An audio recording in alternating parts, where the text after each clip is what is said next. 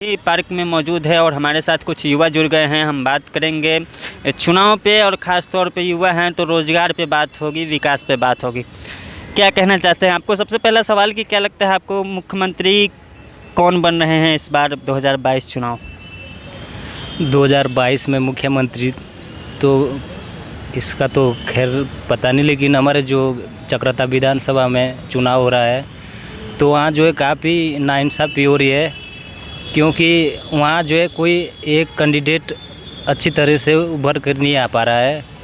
और वहाँ की जो जनता का जो वहाँ पे समस्या है, और समस्या ये है कि वहाँ पे जो है 70 साल से प्रीतम सिंह वहाँ पे विधायक रह चुके हैं, लेकिन वहाँ हमारे क्षेत्र में काफ़ी स्वास्थ्य के प्रति काफ़ी दिक्कतें हैं। और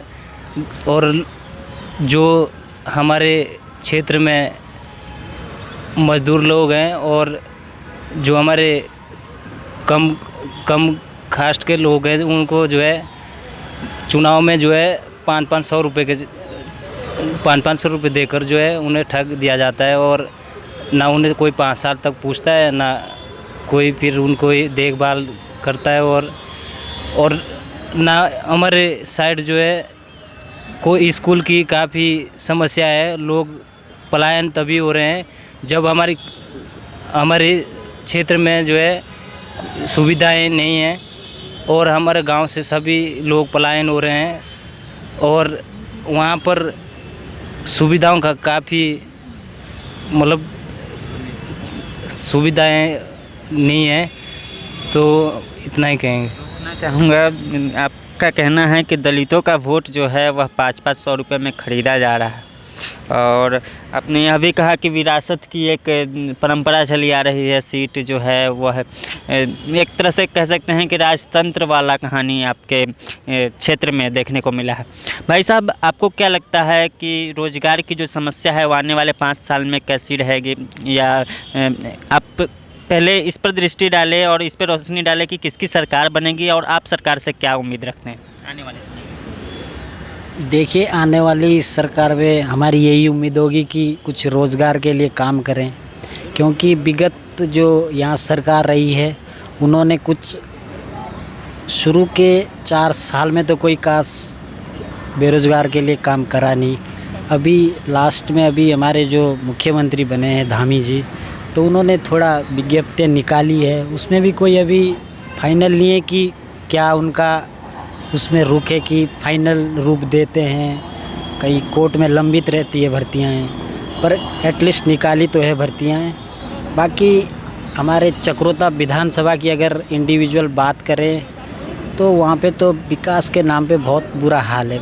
कोई बड़ा विकास क्या है ही नहीं वहाँ पे, विकास जिसे आप कह सकते हैं। क्या लगता है इस बार नेता प्रतिपक्ष प्रीतम सिंह रावत आ रहे हैं या फिर भाजपा से कोई आ रहा है? देखिए, चक्रोता सीट तो उनकी काफ़ी मतलब विरासत वाली सीट है। आप इस पे बात हो ही रही है, वो तो जीत जाएंगे, सीट आराम से निकल जाएगी उनकी, क्योंकि विपक्ष में इस बार जो टिकट मिला है वो नेता अच्छे हैं, ऐसी बात नहीं है। पर पुराने 5 साल से जिन्होंने तैयारी करी थी, जिनको एक जनाधार था, जिनके पास वोट बैंक अच्छा था, वो हमारी जो इससे 2017 में भी जिनको भाजपा ने टिकट दिया था बहुत कम मार्जिन से हारे थे। वो मात्र 1500 वोट, कोई बड़ा मार्जिन नहीं होता है विधानसभा में। तो उनकी भी एक तैयारी थी, लोगों की भी आशा थी कि एक बार मतलब नया कैंडिडेट आए और एक महिला उम्मीदवार के रूप में देखना चाहते थे। पर सरकार की कुछ मंशा थी कि टिकट नहीं दिया उनको, क्योंकि कहना है बीजेपी का कि एक परिवार से 2 टिकट, क्योंकि उनके घर में मतलब मुन्ना सिंह चौहान है, उनके जो हस्बैंड है, उनको टिकट मिला है विकास नगर विधानसभा से, तो इस वजह से भी टिकट नहीं दिया। खैर, रामशरण नौटियाल भी अच्छे नेता है, और इस वक्त उनके पुत्र है जो जुबिन नौटियाल, वो तो बॉलीवुड में स्टार गायक है। तो देखते हैं, काफ़ी टक्कर रहेगी। हम भी चाहते हैं कि एक बढ़िया तैयारी करें वो भी, पर प्रीतम सिंह का थोड़ा ज़्यादा भारी लग रहा है। सीट, जहाँ तक सीट निकालने की बात है तो 40-60 है, मतलब अच्छा मार्जिन है उनका जीतने का। आपकी क्या प्रतिक्रिया है रोजगार पे? रोज़गार की तो जो समस्या है हमारे एरिया में, क्योंकि पहाड़ी एरिया है, एक बहुत बड़ी समस्या है। और वहाँ पे जो रोज़गार की कमी है और सड़क जो ट्रांसपोर्टेशन है वो अच्छा नहीं है।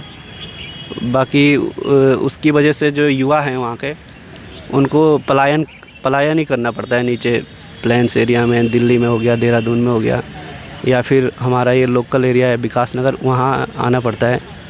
तो ये काफ़ी टाइम से है ये समस्या। और जहाँ तक मेरा जो व्यू पॉइंट है, जो भी गवर्नमेंट आती है, जो भी मंत्री जी जीतते हैं या फिर नौटियाल जी जीतते हैं, मेरे यही अनुरोध करूँगा या यही चाहूँगा कि जो पलायन है हमारे एरिया में, सबसे बड़ा जो ये पलायन की बहुत बड़ी समस्या है, उसको वो रोकने के लिए कुछ करें। और ये पलायन तभी रुकेगा अगर आप वहाँ पे अच्छी रोडें हों, वो हिल स्टेशन बन सकते हैं, वहाँ टूरिज्म लेके आएँ। टूरिज्म के लिए भी आप लिए ट्रांसपोर्टेशन होना चाहिए, हॉस्पिटल होने चाहिए, स्कूल होने चाहिए। इस सब चीज़ों पे उनको ध्यान देना पड़ेगा, तभी कुछ हो सकता है। जो हमारा जो एरिया है बिल्कुल हिमाचल से लगा हुआ एरिया है। हिमाचल में देखो आप, टूरिज्म का लेवल ही अलग है। वहाँ पे बागवानी है, सेब हैं, टूरिज्म है, उनको जो है पलायन नहीं करना पड़ता, ना के बराबर है वहाँ पलायन। और हमारे यहाँ पे पलायन की बहुत बड़ी समस्या है, रोज़गार नहीं है लोगों के पास। या तो वहाँ के युवा आर्मी वगैरह में जाते हैं, फ़ौज में, नहीं तो फिर बेचारों को नीचे आना पड़ता है। तो मैं चाहूँगा कि करें पहाड़ों की, तो पहाड़ों में स्वास्थ्य संबंधित काफ़ी समस्याएं देखने को मिलती है, अस्पतालें नहीं हैं। तो इस पर आप क्या चाहते हैं कि आने वाले सरकार, जो आने वाला 5 साल होगा, चाहे वो भाजपा का हो, कांग्रेस का हो या अन्य का हो, क्या चाहते हैं? स्वास्थ्य, पलायन, स्वास्थ्य में क्या काम होना चाहिए, कितने अस्पताल वगैरह ये सब? हाँ, वही, वहाँ पे स्वास्थ्य की भी बहुत बड़ी समस्या है। कोई भी बड़ा हॉस्पिटल नहीं है पूरे विधानसभा में। आप देखो जो बड़े बड़े जो शहर टाइप के हैं, कालसी हो गया, आपका चक्रोता हो गया, त्यूणी हो गया, वहाँ पे कोई बड़ा सा हॉस्पिटल, प्राइवेट तो नहीं है पर सरकारी उतना बड़ा नहीं है। और यही हाल शिक्षा का हो गया, तो यही रोडों का हो गया। कई रोडें तो अभी बनी भी है पर वो कच्ची है, तो कच्ची रोडों पे आप टूरिज्म को अट्रैक्ट नहीं कर सकते। और जब कुछ है नहीं, वहाँ बागवानी हो सकती है, उस पे भी जो गवर्नमेंट है, वहाँ के जो प्रतिनिधि हैं, माननीय प्रीतम सिंह जी या फिर मधु चौहान जी हैं, उनको इस बार टिकट नहीं मिला है, या फिर नौटियाल जी हो गए, उन्होंने मतलब उतना खास ध्यान नहीं दिया है।